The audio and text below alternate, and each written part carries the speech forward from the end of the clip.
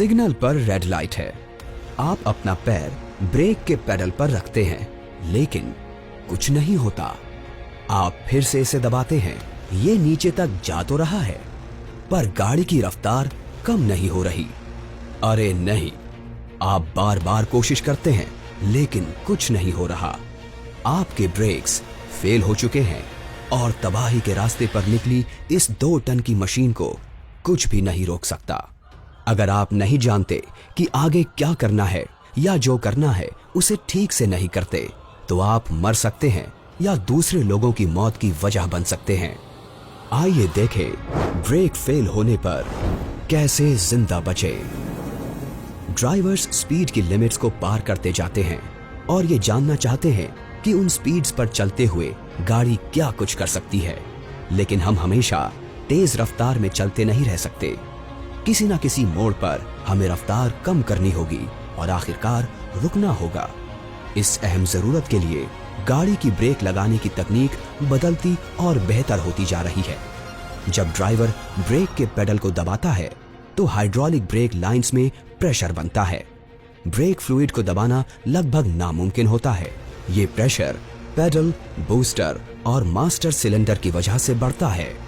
फिर brake calipers brake pads को disc brakes के आगे धकेलते हैं और इससे गाड़ी की रफ्तार कम होती है। हालांकि ये सिस्टम पेचीदा और भरोसेमंद दोनों है, पर ये परफेक्ट नहीं है और ये नाकाम हो सकता है। ब्रेक्स का फेल होना कितना आम है? क्या एक ऑटोमेटिक गाड़ी में गियर कम करना सुरक्षित है? क्यों कुछ पहाड़ियां आपके बचने के चांसेस को बढ़ा देती हैं?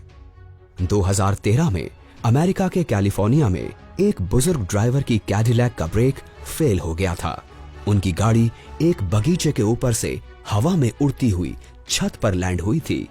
खुशकिस्मती से किसी को चोट नहीं आई। तो अगर आप गाड़ी चला रहे हैं और ब्रेक फेल हो जाता है, तो आप जिंदा बचने के लिए क्या कर सकते हैं? स्टेप 1, सबको अलर्ट करें। जैसे ही आपको इस बात का अंदाजा हो कि ब्रेक्स फेल हो चुके हैं, अपने आसपास गाड़ी चलाने वालों और पैदल चलने वालों को चेतावनी दें। तुरंत ही खतरे का इशारा देने वाली अपनी हैजर्ड लाइट्स को ऑन कर दें और गाड़ी की तरफ लोगों का ध्यान लाने के लिए हॉर्न बजाएं।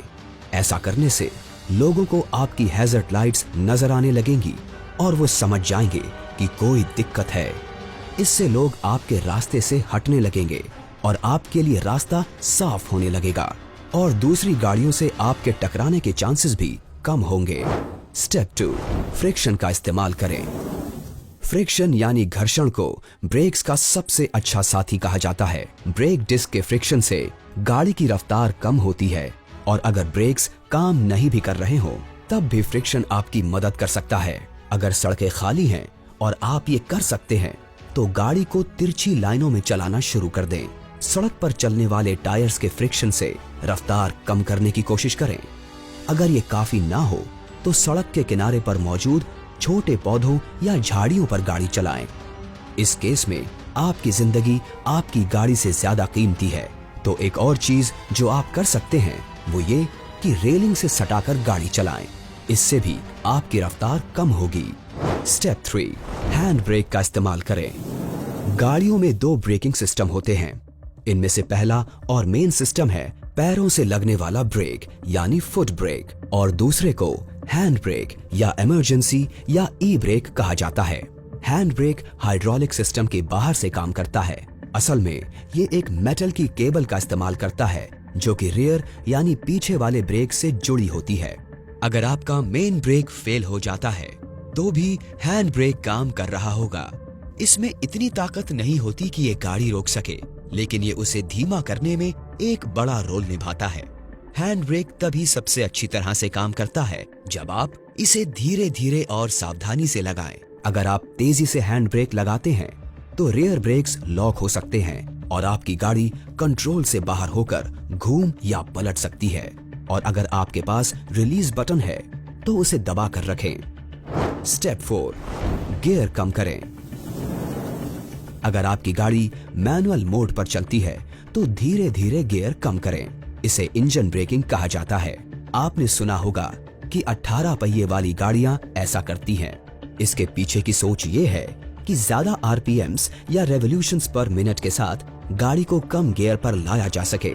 इससे एक से दूसरे गियर में बदलाव के चलते ज्यादा टॉर्क पैदा होता है और मैनिफोल्ड में एक वैक्यूम बनता है जिसका सामना पिस्टन्स को करना होता है, तो पावर और रफ्तार दोनों कम होने लगेंगे। हैंड ब्रेक की ही तरह इसे भी आपको बहुत तेजी से नहीं लगाना है। अगर आप बहुत तेजी से गियर कम करने लगते हैं तो पीछे के पहिए ज्यादा तेजी से धीमे हो सकते हैं और ऐसा होने पर आपकी गाड़ी पलट सकती है। और अगर आप एक ऑटोमेटिक गाड़ी चला रहे हैं तो आपके पास ट्रिपट्रॉनिक ट्रांसमिशन का ऑप्शन हो सकता है। इससे आप ऑटोमेटिक सिस्टम को हटाकर वो गियर चुन सकते हैं जिसकी आपको जरूरत है। धीरे धीरे गियर कम करें और पहले गियर तक जाएं। स्टेप 5, पहाड़ों की तरफ जाएं। अगर आप अब भी स्पीड कम करने की कोशिश कर रहे हैं तो ऐसे किसी पहाड़ या ऊपर जाने वाली चढ़ाई ढूंढने की कोशिश करें जहां आपकी मदद हो सकती है। ये कोई ऑन रैंप हो सकता है, कोई पहाड़ी सड़क या रेस वाली गाड़ियों के लिए खास तौर पर डिजाइन किया गया रन ऑफ एरिया भी। थोड़ी सी भी ऊपर की ओर जाने वाली चढ़ाई आपको इतनी ग्रेविटेशनल फोर्स दे सकती है कि आप रफ्तार कम करते हुए पूरी तरह से रुक सकें। 2015 की ट्रैफिक सेफ्टी रिपोर्ट के मुताबिक 2005 और 2007 के बीच 0.45% गाड़ियों की दुर्घटनाएं ब्रेक फेल होने की वजह से हुई थी। हालांकि ये आंकड़ा छोटा है, पर ब्रेक फेल की घटनाएं होती हैं, तो ध्यान दें कि आपके ब्रेक्स की नियमित तौर पर जांच और रखरखाव होता रहे। सही देखरेख और इन 5 स्टेप्स के इस्तेमाल से एक दिन आपकी जान बच सकती है। मुबारक हो, आपने अपनी बिना ब्रेक्स की गाड़ी को सफल रूप से रोक लिया है। लेकिन क्या हो अगर आपको पता चले कि आपकी गाड़ी किसी पहाड़ पर लटकी हुई है? इससे जिंदा बचने के तरीकों को जानने के लिए देखते रहें कैसे जिंदा बचें।